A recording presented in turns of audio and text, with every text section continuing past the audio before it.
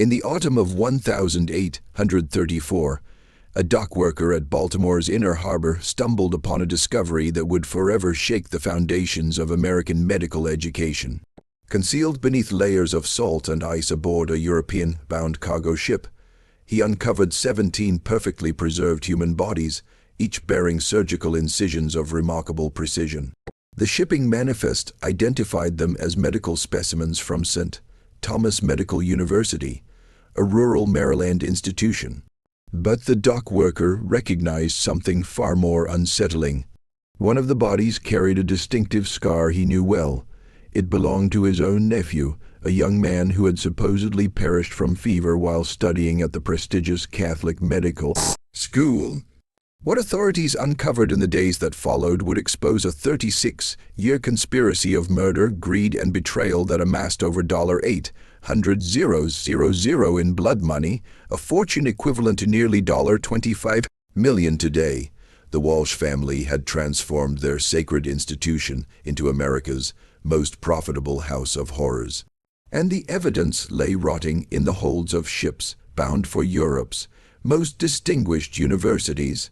Before we continue with the story of the Walsh family and their sinister medical empire, I want you to know that this channel is dedicated to bringing you the most chilling true stories from America's dark past. Hit that subscribe button and ring the notification bell so you never miss these exclusive tales. And tell me in the comments, what state are you listening from? I love hearing from our community of mystery seekers across the country.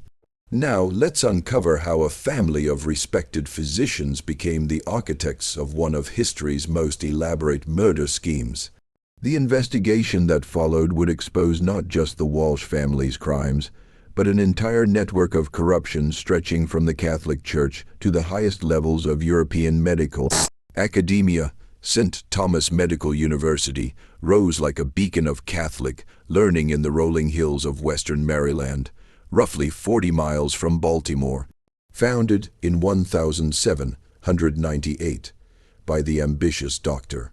Michael Walsh, the institution had built a reputation as one of America's finest medical schools, specifically designed to train Catholic physicians who could serve the rapidly growing Irish and German immigrant populations flooding into the young nation. The three-story brick building, crowned with a modest bell tower and cross, housed not only lecture halls and laboratories, but also a small chapel where students attended daily mass. Dr. Michael Walsh, the university's president, was a man of commanding presence. Standing well over 6 feet tall with piercing blue eyes and meticulously groomed silver hair, he inspired respect from both students and faculty alike. Born in County Cork, Ireland, Walsh had studied medicine at Trinity College, Dublin, before immigrating to America in 1795, with grand ambitions of establishing a medical dynasty. His wife, Dr. Margaret Walsh, served as the university's dean, a remarkable position for a woman in an era when female physicians were nearly unheard of. Margaret was equally brilliant, though her sharp features and cold demeanor frequently intimidated the young men in her care.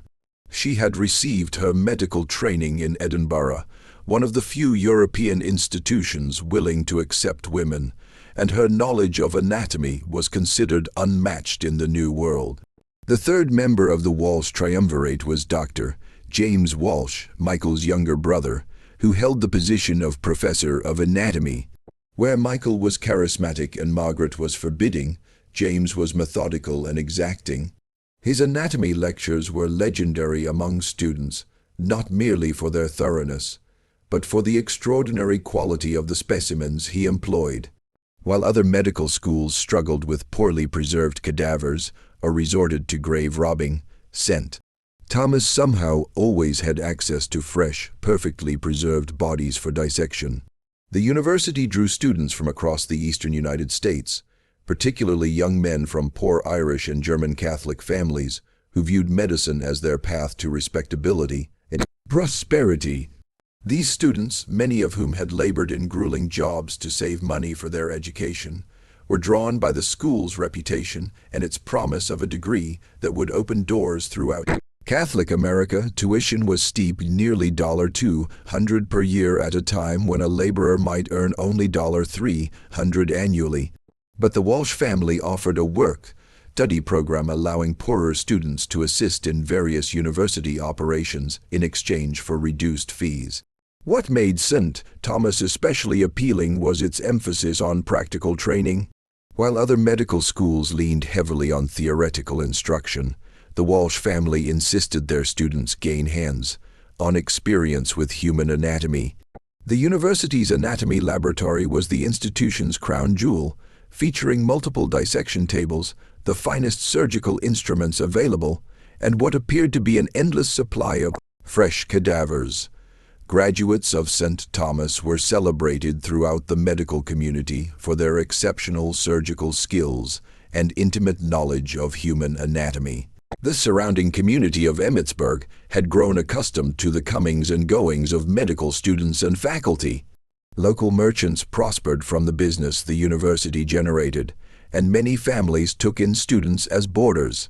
The Walsh family had cultivated strong relationships with local Catholic parishes, and Dr. Michael Walsh frequently delivered guest sermons emphasizing the sacred nature of medical practice and the importance of serving God through healing the sick. Yet beneath this veneer of respectability and Catholic piety, something far more sinister was taking root. The university's remarkable success in producing skilled physicians carried a price that no one in the surrounding community could have imagined. The Walsh family had discovered that their strategic location, far enough from major cities to avoid scrutiny, yet close enough to shipping routes to facilitate commerce, positioned them perfectly for an enterprise that would exploit the most vulnerable members of their academic community. The first signs that something was amiss at St. Thomas Medical University surfaced in the spring of 1799, barely a year after the institution's founding. Patrick O'Brien, a 19-year-old from Boston whose family had scraped together every last penny to send him to medical school, vanished during what should have been his final month of study. According to university records, Patrick had been struggling with his coursework and had volunteered for additional anatomy sessions with Dr. James Walsh to improve his grades ahead of final examinations. The circumstances of Patrick's disappearance were peculiar from the outset. His roommate, Thomas Mackenzie, would later recall that Patrick had seemed unusually anxious in the days before he vanished, mentioning strange noises emanating from the anatomy laboratory late at night and expressing unease about certain special procedures that Dr. James Walsh had begun incorporating into his advanced courses. On the night of May 15, 1799, Patrick left his dormitory room at approximately 9 o'clock, telling Thomas he was heading to the laboratory for a late-night study session. He never came back. When Thomas reported Patrick missing the following morning, Dr. Michael Walsh personally handled the inquiry. He explained that Patrick had indeed visited the laboratory, but had become overwhelmed by academic pressure and the graphic nature of the anatomical work. According to Walsh, Patrick had suffered what appeared to be a nervous breakdown and had expressed his intention to abandon his medical studies and return to Boston.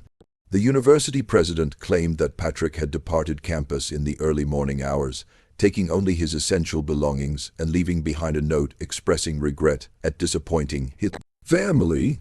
The note, which was never shown to other students or to Patrick's family, allegedly contained his request that the university refrain from contacting his parents, as he was too ashamed of his failure to face them.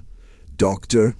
Walsh assured Thomas and other concerned students that Patrick's decision, while regrettable, was not uncommon among young men who discovered that the realities of medical practice were more demanding than they had anticipated.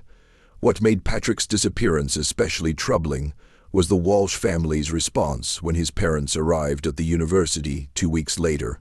Frantic with worry after receiving no word from their son, the family was met by Margaret Walsh in the university's reception hall, her demeanor professional but distant.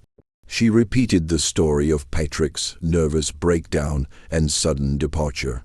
But when his mother asked to see his belongings or the note he had allegedly left, Margaret explained that Patrick had specifically requested all his possessions be donated to charity and that his personal effects had already been distributed to needy students. Patrick's father, a dock worker who had sacrificed years of wages to send his son to medical school, grew increasingly agitated during the meeting. He insisted his son would never have departed without word, that the boy had been writing home regularly and had expressed nothing but enthusiasm for his studies in his most recent letter.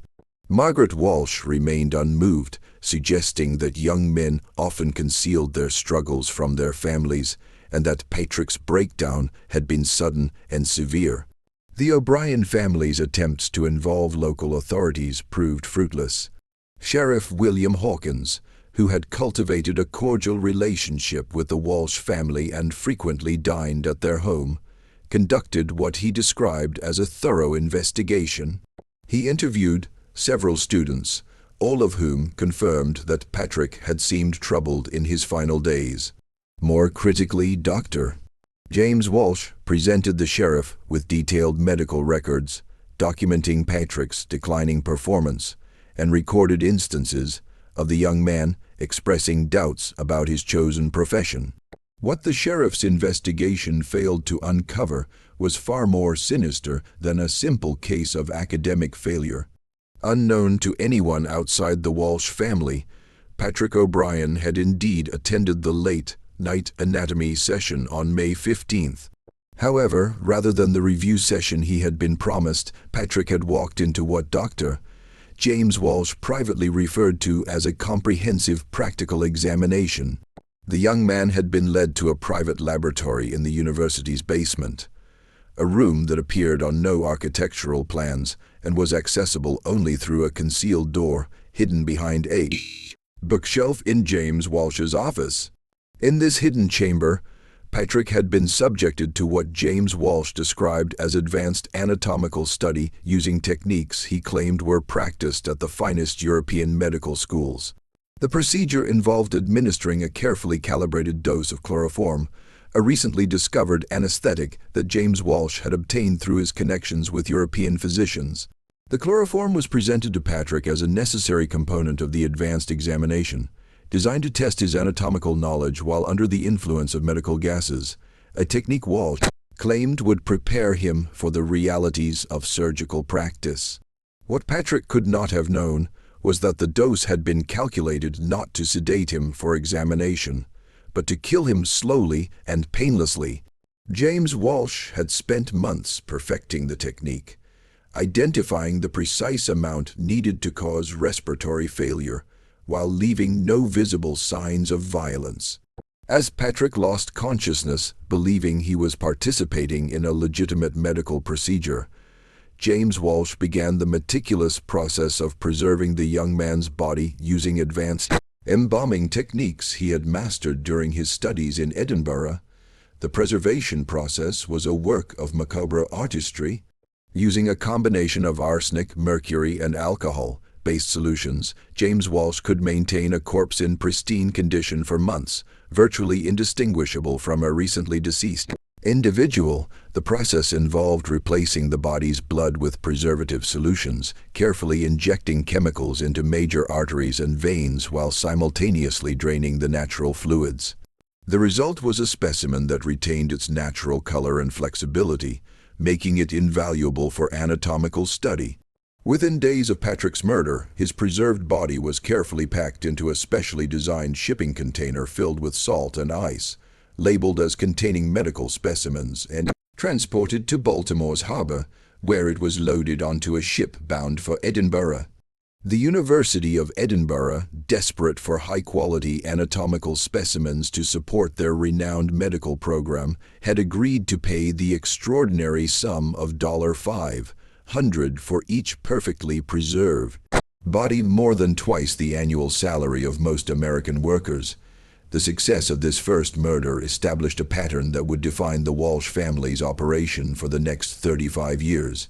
They had discovered that their position as educators granted them access to a steady supply of vulnerable young men, many from families too poor or too geographically distant to investigate their disappearances thoroughly. More importantly, they had developed a system for eliminating these students while maintaining plausible explanations for their absences. The disappearance of Patrick O'Brien marked the beginning of what would become a carefully orchestrated campaign of murder, claiming the lives of 156 young men over the course of more than 3 decades. Yet the Walsh family's operation was far from a random series of killings. It was a methodical business enterprise requiring careful planning, precise execution, and an intricate web of deception extending far beyond the walls of St. Thomas Medical University. In the months following Patrick's disappearance, the Walsh family refined their selection process. They identified the characteristics that made students ideal victims: young men from distant locations whose families had limited resources to investigate their disappearances, students struggling academically who might believably abandon their studies, and particularly those with few close friendships within the university community. The work-study program that had originally been designed to help poor students afford their education became a hunting ground for the Walsh family's predatory enterprise. Dr. Margaret Walsh, in her role as dean, had access to detailed information about every student's background, financial situation, and family circumstances. She maintained meticulous records that included not only academic performance, but personal details about each student's family, their ability to pay tuition, and their social connections within the university. Students who met their criteria were gradually drawn into what the Walsh family called advanced study opportunities, special programs promising additional training, but actually designed to isolate potential victims from their peers. The basement laboratory where Patrick O'Brien had met his fate was expanded and improved over the years. James Walsh had created what was essentially a sophisticated killing chamber disguised as a medical facility. The room contained multiple dissection tables, advanced surgical instruments, and an elaborate system for preserving bodies using techniques that were decades ahead of their time.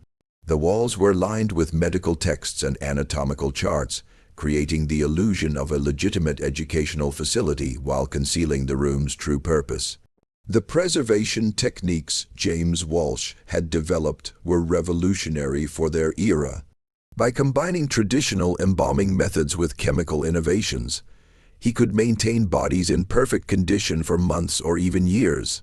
The process involved multiple stages. First, the careful draining of blood and its replacement with preservative solutions. Second, the injection of specialized chemicals into organs and tissues. And finally, the application of external treatments to maintain the body's natural appearance and flexibility. The result was specimens superior to anything available to European medical schools at the time. The financial dimensions of the operation were managed by Dr. Michael Walsh, who had established relationships with medical schools throughout Europe. Using his credentials and reputation, he had convinced institutions in Edinburgh, London, Paris, and Dublin that St. Thomas Medical University had access to an exceptional supply of fresh cadavers, owing to their proximity to several hospitals and their connections with local Catholic parishes. The European schools, desperate for high-quality anatomical specimens and trusting the word of a fellow Catholic physician, agreed to pay premium prices for the preserved bodies. The shipping operation was complex and demanded careful coordination. Bodies were packed in specially designed containers that appeared to be standard medical supply shipments, filled with salt, ice, and sawdust to maintain temperature and prevent decomposition during the lengthy ocean voyage. Shipping documents identified the contents as anatomical specimens or medical research materials, and the containers bore the names of legitimate medical institutions. The Walsh family had developed relationships with several shipping companies, and their frequent medical supply shipments to Europe became a routine feature of Baltimore's maritime commerce. To sustain their cover story, the Walsh family created elaborate documentation for each victim's disappearance, maintaining detailed records of academic struggles, disciplinary issues, and personal problems that would support their explanations for students who had left the university. In some cases, they even forged letters from students to their families, citing personal shame, financial difficulties, or a loss of faith in their chosen profession. These letters, composed in James Walsh's careful handwriting, helped ensure that grieving families had little reason to pursue further investigation. The local community remained largely unaware of the true nature of the Walsh family's activities. The university's reputation continued to flourish. Graduates consistently demonstrated exceptional surgical skills. Local merchants prospered from the business the school generated, and the Walsh family were respected community members who contributed generously to local charities and church activities. Sheriff Hawkins, who had investigated several student disappearances over the years, had developed such a trusting relationship with the Walsh family that he rarely questioned their explanation. For students who suddenly departed, the selection of victims followed a carefully planned schedule. The Walsh family typically identified between 4 and 6 students per year who met their criteria. Murders were usually carried out during the winter months when shipping to Europe was less frequent, allowing them to accumulate several preserved bodies before arranging transportation. The timing also coincided with the university's most intense academic periods, when students might believably suffer breakdowns or decide to abandon their studies. By 1810, 12 years after Patrick O'Brien's murder, the Walsh family had killed 43 students and generated over $200,000 in revenue from their European customers. The operation had grown so successful that they had begun expanding their facilities and contemplating increased output. Yet success also brought new challenges.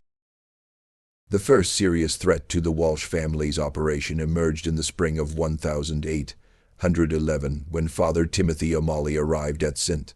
Thomas Medical University to investigate concerns raised by several Irish parishes in Boston and New York.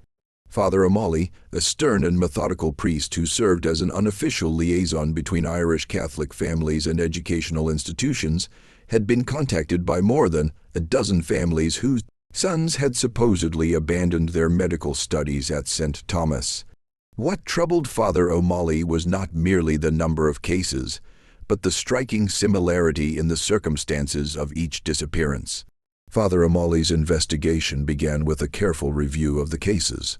In every instance, the missing student had been described as struggling academically in the weeks before his disappearance, despite having previously shown strong performance. Each student had supposedly left the university suddenly, often in the middle of the night, without saying goodbye to roommates or close friends. Most disturbing of all, each family had received a letter from the university explaining their son's departure, but none had received any direct communication from the students themselves. When Father O'Malley arrived at St. Thomas, he was greeted warmly by Dr. Michael Walsh, who expressed understanding for the priest's concerns and offered his full cooperation. Dr. Walsh explained that the pressures of medical education were severe, and that many young men from poor families found the academic demands overwhelming. He pointed out that the university's high standards, while producing exceptional physicians, also resulted in a higher rate of student departures than might be seen at less rigorous institutions. Father O'Malley's interviews with current students revealed a troubling pattern. Several young men mentioned hearing strange sounds from the basement areas of the university late at night, sounds that seemed to come from areas where students were not permitted. Others described a vague unease about certain advanced study opportunities offered to struggling students, though none could articulate precisely what made them uncomfortable. Most significantly, several students noted that those who had supposedly left the university had expressed excitement about their studies in their final conversations, making their sudden departure seem entirely out of character. The priest's investigation took a more serious turn when he attempted to verify the university's claims about student departures. When he requested to see the letters that missing students had supposedly left behind, Dr. Margaret Walsh explained that university policy was to respect students' privacy and that personal correspondence was not retained in permanent files. When Father O'Malley asked to examine academic records for the missing students, he was shown files documenting declining performance and behavioral problems, but the priest noticed that many entries appeared to have been written in similar handwriting and with similar ink, suggesting they may have been created all at once rather than gradually over the course of several months. Father O'Malley's most disturbing discovery came when he attempted to contact the families of students who had supposedly departed the university in previous years. Using church records and connections with parishes throughout the Northeast, he was able to locate several families who had received no communication from their sons since the initial notification from the university. These families had spent years searching for answers, and many had made repeated attempts to locate their sons, yet had never found any trace of the young men. The priest's investigation might have exposed the Walsh family's operation had it not been for a carefully orchestrated campaign of intimidation and misdirection. Dr. James Walsh, recognizing the threat Father O'Malley represented, began spreading rumors about the priest's mental stability and suggesting that his investigation was driven by personal animosity toward the university. More directly, the Walsh family arranged for Father O'Malley to receive a series of anonymous letters warning him that continued investigation would result in serious consequences for his safety and career. The decisive moment came when Father O'Malley demanded to inspect the university's basement facilities, claiming he had reason to believe students were being held against their will. Dr. Michael Walsh initially refused, citing medical safety concerns and the need to protect ongoing research projects. However, when Father O'Malley threatened to involve civil authorities, Walsh agreed to a limited inspection of selected areas. The inspection was carefully choreographed. Father O'Malley was shown several basement rooms containing legitimate medical equipment and supplies, including a properly equipped anatomy laboratory with cadavers obtained through legal means. Dr. James Walsh provided detailed explanations of the university's anatomical curriculum and demonstrated various preservation techniques he claimed were standard in European medical schools. What Father O'Malley was not shown was the concealed laboratory hidden behind the bookshelf in James Walsh's office, where the actual murders and preservation work had been taking place.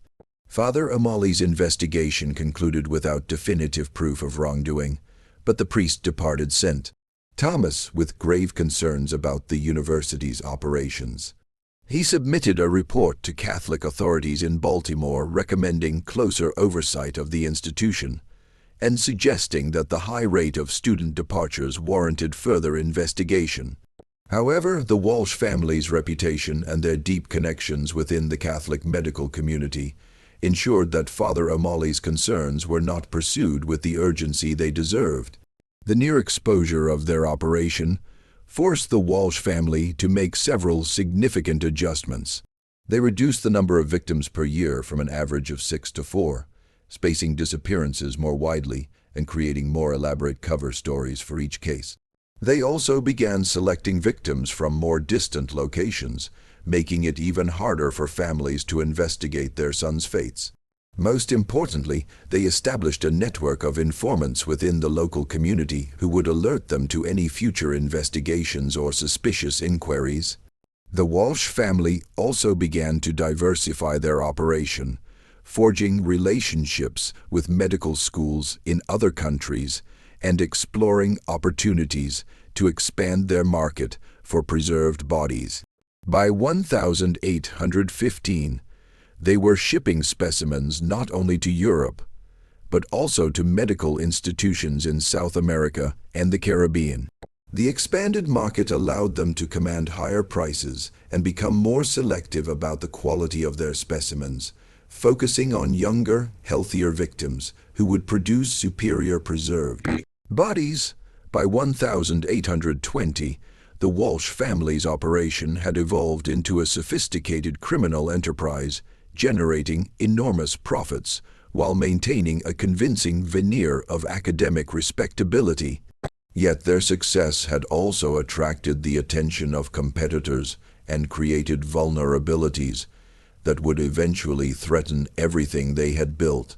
The medical preservation techniques that had made them wealthy had simultaneously made them famous within European medical circles, and their reputation for producing exceptional anatomical specimens had begun to raise uncomfortable questions about their methods. Dr. Heinrich Zimmermann, a German physician who had purchased several specimens from St.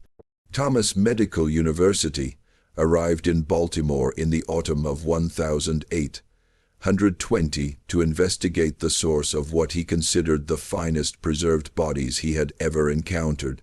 Zimmermann, who taught anatomy at the University of Heidelberg, had been using St. Thomas specimens for 2 years and had grown increasingly curious about the techniques that produced such remarkable results. He had written to Dr.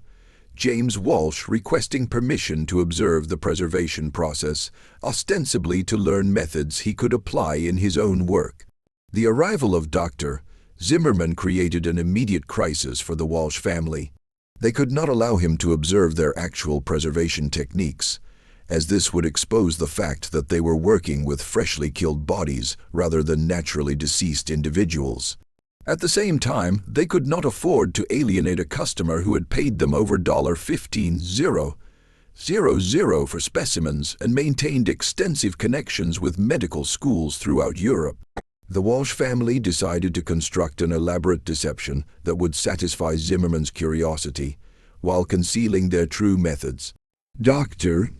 James Walsh prepared a demonstration using a cadaver obtained through entirely legitimate means, the body of an elderly man who had died of natural causes and been donated to the university by his family. The demonstration took place in the legitimate anatomy laboratory, and Walsh explained his preservation techniques using a combination of real methods and invented innovations.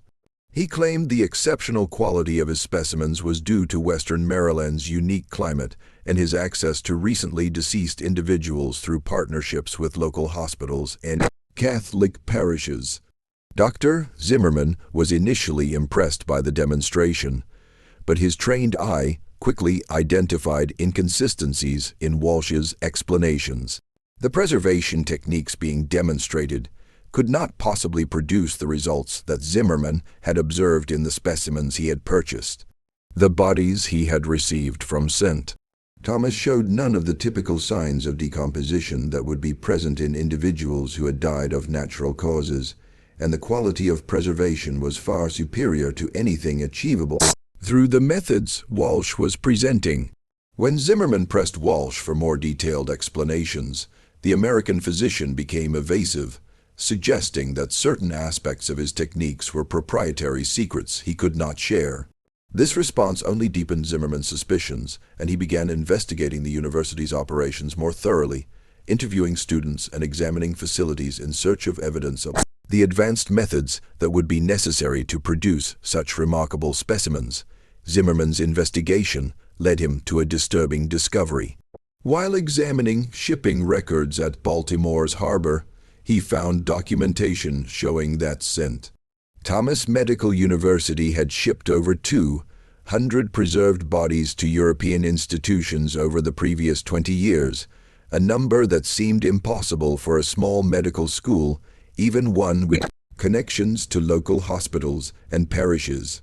More troublingly, the shipping records showed that preserved bodies were being dispatched to institutions that had no record of ordering specimens from St. Thomas. The German physician's investigation might have exposed the Walsh family's operation had Dr. Michael Walsh not recognized the threat Zimmermann represented and acted decisively to eliminate it. On the night of October 15, 1820, Dr. Zimmermann was invited to attend a special evening demonstration of advanced preservation techniques in the university's basement laboratory. He was told that Walsh had decided to share his most closely guarded secrets and that the demonstration would provide answers to all of his questions. Dr. Zimmermann arrived at the laboratory at 9 o'clock that evening, expecting to observe the advanced techniques behind the exceptional specimens he had purchased. Instead, he found himself facing the same fate that had befallen 156 medical students over the previous 22 years. The German physician was administered a carefully calculated dose of chloroform, ostensibly to demonstrate the use of anesthetics in anatomical study, but in reality to kill him slowly and painlessly. The murder of Dr. Zimmerman marked a significant escalation in the Walsh family's criminal activities. Unlike the medical students who had been their previous victims, Zimmerman was a respected physician with connections throughout European medical communities.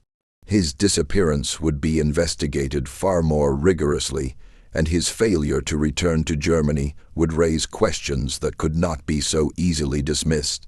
To cover their tracks, the Walsh family constructed an elaborate story about Zimmerman's departure. They claimed the German physician had been called back to Europe suddenly due to a family emergency and had left Baltimore on short notice. They produced forged documents showing that Zimmerman had booked passage on a ship bound for Hamburg and arranged for witnesses to testify that they had seen the German physician at the harbor on the day of his supposed departure. The preservation of Dr. Zimmerman's body presented unique challenges. Unlike the young medical students who had typically been their victims, Zimmerman was older, and his body showed the signs of disease and injury that accumulate with age. James Walsh was forced to employ more advanced techniques to restore the body to a condition acceptable to European buyers, a process that took several weeks and required the use of experimental chemicals he had been developing to enhance the quality of his specimens. The German physician's preserved body was eventually shipped to the University of Edinburgh, where it was received as part of a routine order for anatomical specimens. The irony was not lost on James Walsh. Dr. Zimmerman's body would be dissected by the same medical students who had been studying the bodies of his previous victims. The preserved corpse was of such exceptional quality that it was used for advanced surgical demonstrations and praised by Edinburgh's faculty as one of the finest specimens they had ever received. The success of the Zimmerman murder convinced the Walsh family that they could eliminate any threat to their operation, regardless of the victim's status or connections. This confidence would prove to be their undoing, as it led them to take increasingly dangerous risks and to fatally underestimate the determination of those who sought to expose their crimes. Just when we thought we'd seen it all, the horror at St. Thomas only deepens. If this story is giving you chills, share this video with a friend who loves dark mysteries. Hit that like button to support our content, and don't forget to subscribe so you never miss stories like this. Let's discover together what unfolds next in this tale of medical murder and greed. The beginning of the end for the Walsh family's murderous enterprise came from an unexpected source, one of their own intended victims. In the spring of 1834, Thomas Mackenzie, Patrick O'Brien's former roommate and one of the few people who had ever openly questioned his friend's mysterious disappearance 35 years earlier, had become a successful physician in Philadelphia.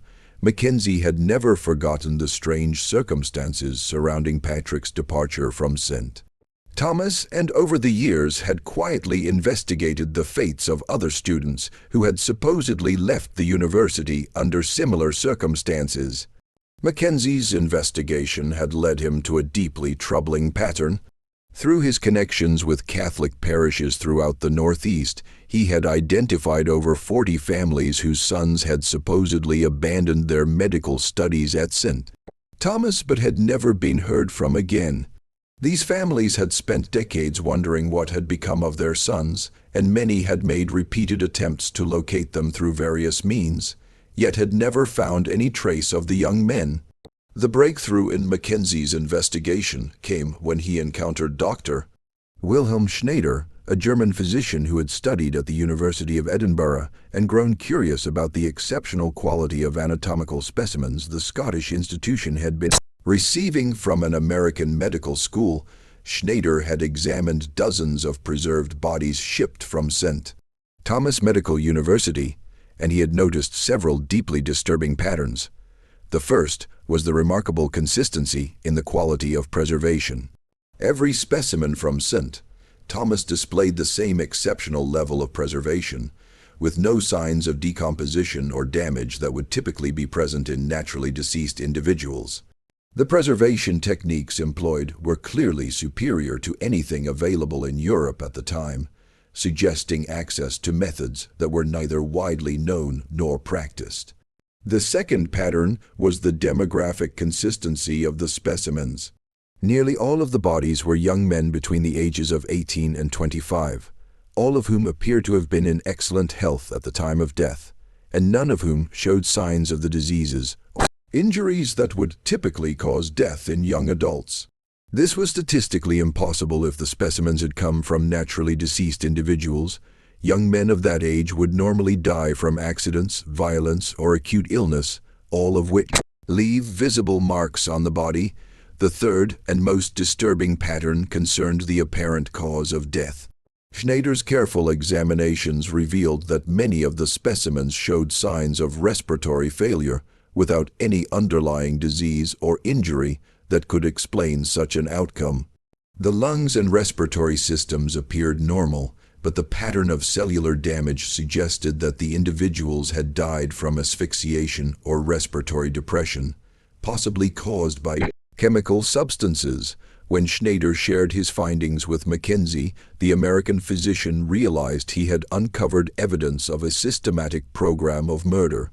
The two men launched a comprehensive investigation that would ultimately expose the Walsh family's crimes and bring their 36-year reign of terror to an end. Mackenzie and Schneider's investigation focused on the shipping records from Baltimore's harbor, which documented that St. Thomas Medical University had shipped over 400 preserved bodies to European institutions between 1798 and 1834, a number that was simply impossible for a legitimate medical school, even one with connections to hospitals and local parishes. More significantly, the shipping records showed that preserved bodies had been sent to institutions throughout Europe, creating a distribution network far too extensive for a small American medical school to maintain legitimately.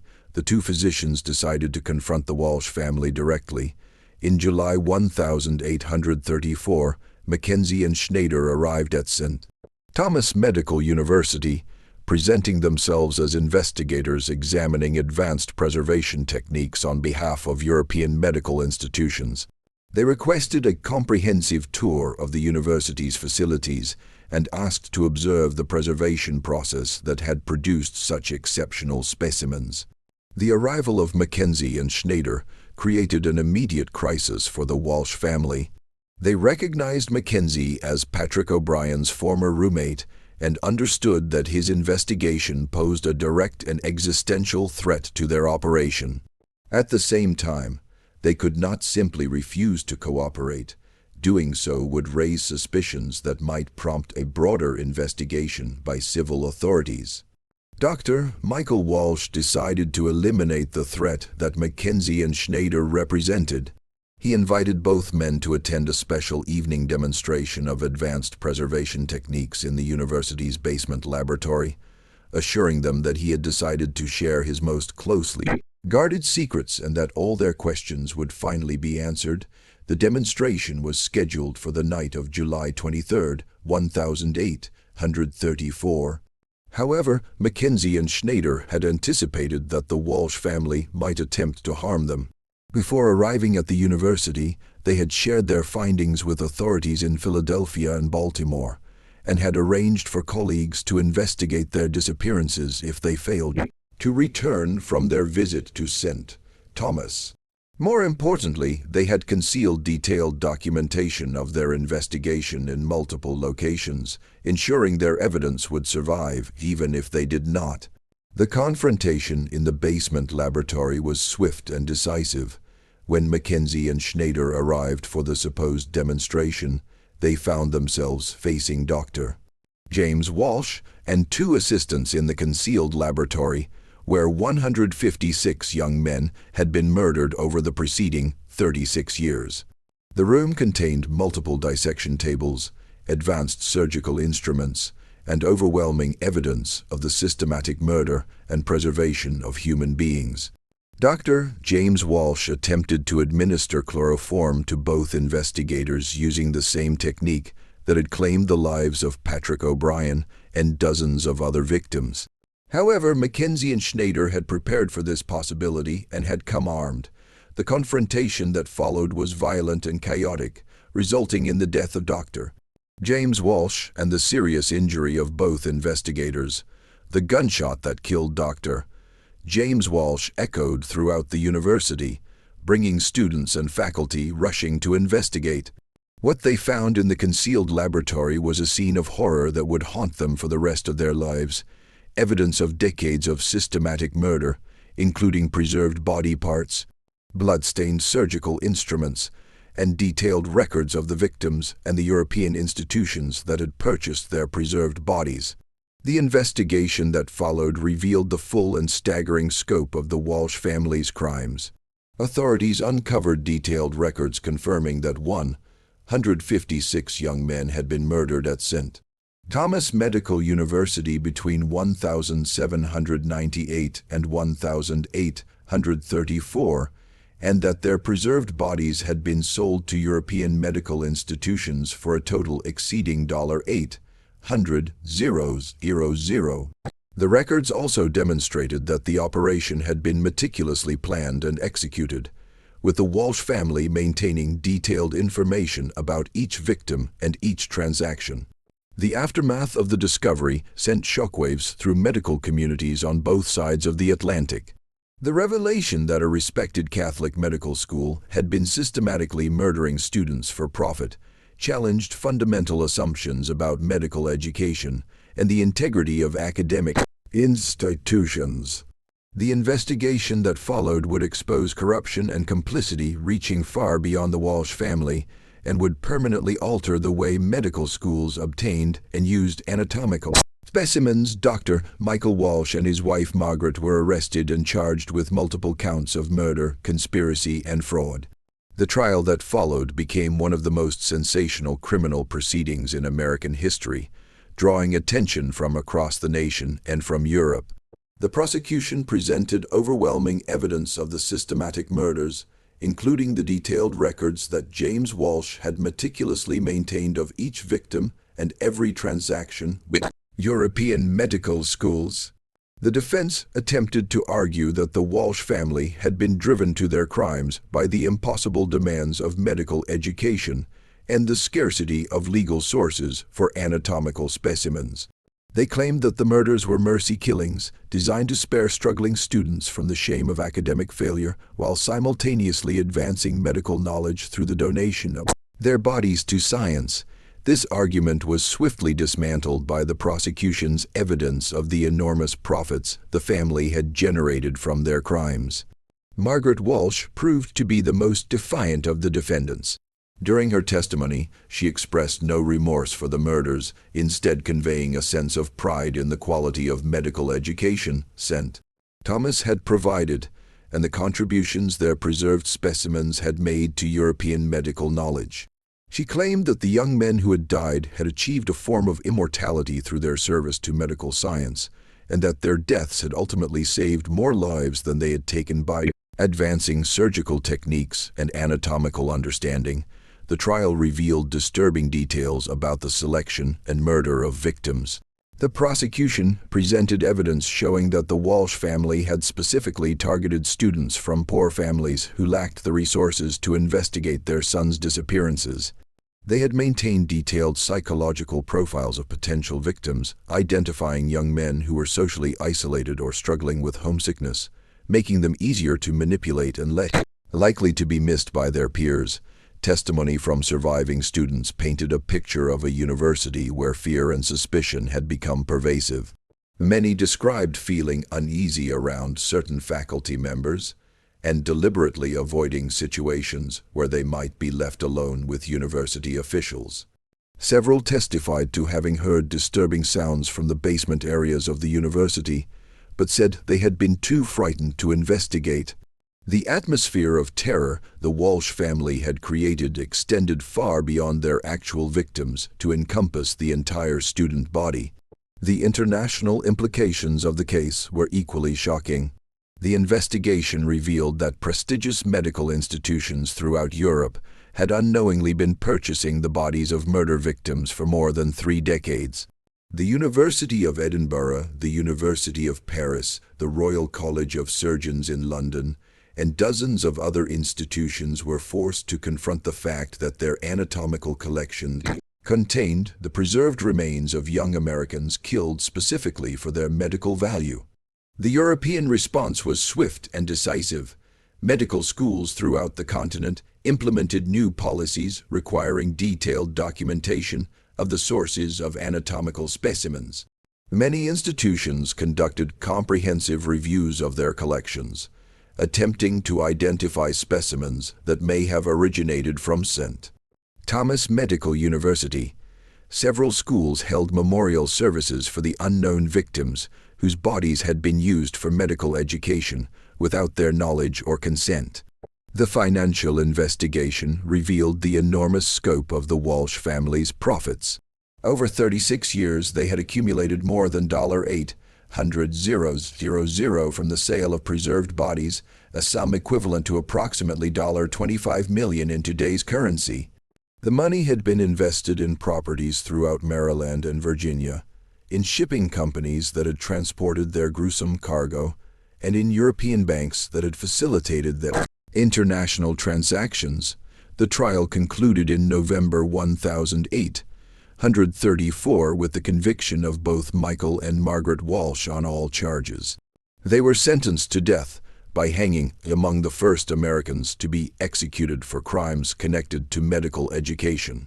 The sentences were carried out on December 15, 1834, before a crowd of over 3,000 spectators who had gathered to witness the end of America's most notorious medical murder case.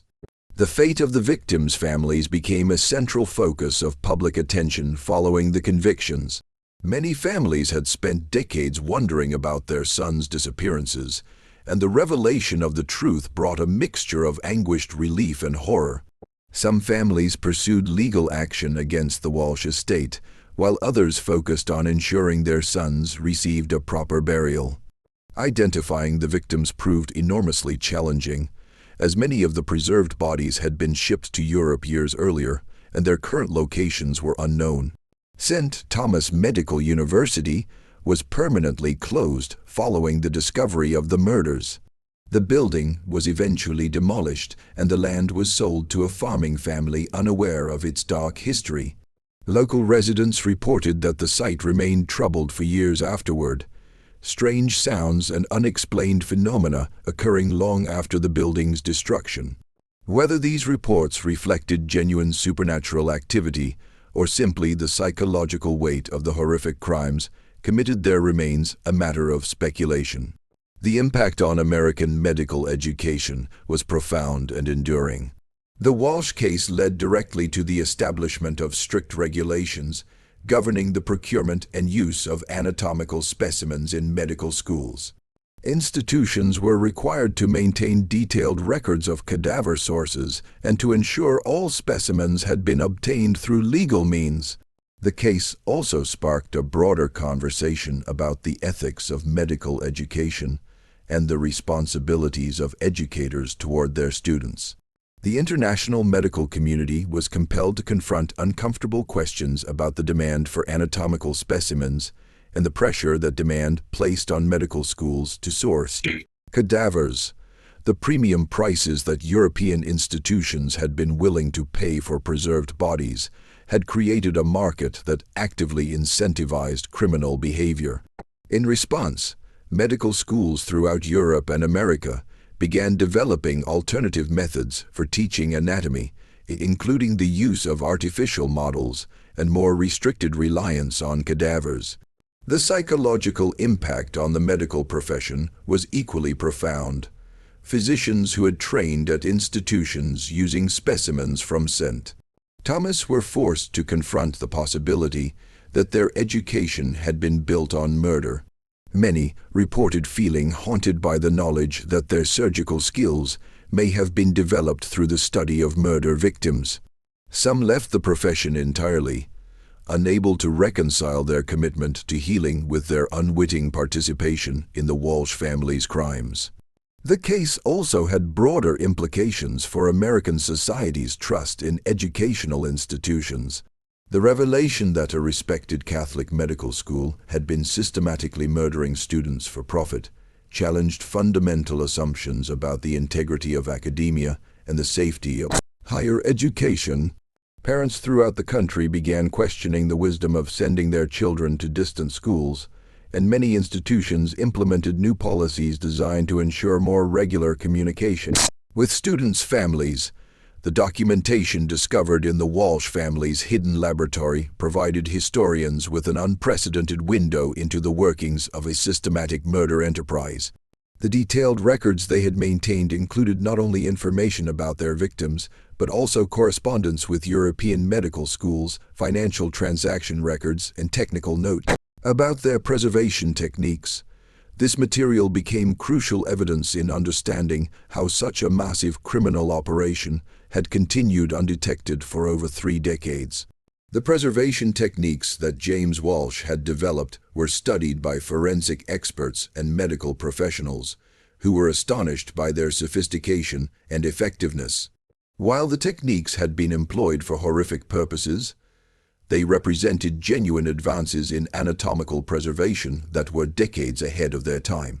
Some of Walsh's methods were eventually adopted by legitimate medical institutions, though their connection to the murders ensured they would always be associated with the dark legacy of St. Thomas Medical University. The investigation also exposed the extent to which the Walsh family had corrupted local officials and community leaders. Sheriff William Hawkins, who had investigated several student disappearances over the years, was found to have accepted significant payments from the Walsh family in exchange for limiting his inquiries. Several local businessmen who had facilitated the shipping of preserved bodies to Europe were charged as accessories to murder, though most received relatively light sentences in exchange for their cooperation with authorities. The religious implications of the case were particularly troubling for the Catholic community. The fact that the crimes had been committed at a Catholic institution by individuals who had presented themselves as devout Catholics challenged the Church's capacity to police its own institutions. The Catholic hierarchy in America implemented new oversight procedures for Catholic educational institutions and required more frequent inspections of facilities and financial records. The European medical schools that had purchased specimens from St. Thomas faced their own reckonings. Many institutions launched comprehensive investigations into their specimen acquisition practices and enacted new policies to ensure they were not unknowingly purchasing the bodies of murder victims. The financial losses were significant, as institutions had paid premium prices for specimens that turned out to be the products of criminal activity. The families of the 156 victims became the focus of a national fundraising effort designed to offer some measure of compensation for their losses. While no sum of money could restore their sons or ease decades of uncertainty, the funds helped many families pay for memorial services and provided some financial support to those who had been impoverished by their years of searching. The case established important legal precedents for the prosecution of crimes related to medical education and the international trafficking of human remains. The Walsh convictions were among the first in American history to address the systematic murder of individuals for commercial purposes, and the international scope of the case led to new treaties governing the trade in anatomical specimens between nations. This story reveals the devastating consequences of unchecked ambition and the corruption of institutions meant to protect and educate. The Walsh family's crimes remind us that evil can flourish even within the most respected institutions, when greed overcomes humanity and when oversight fails. What do you think of this story? Do you believe everything was uncovered, or might there be other medical schools harboring similar dark secrets? Leave your thoughts in the comments below. If you enjoyed this tale and want more stories like it, subscribe, hit the notification bell, and share with someone who loves a good mystery. The past holds many secrets, and some of them are more terrifying than we dare imagine. See you in the next video.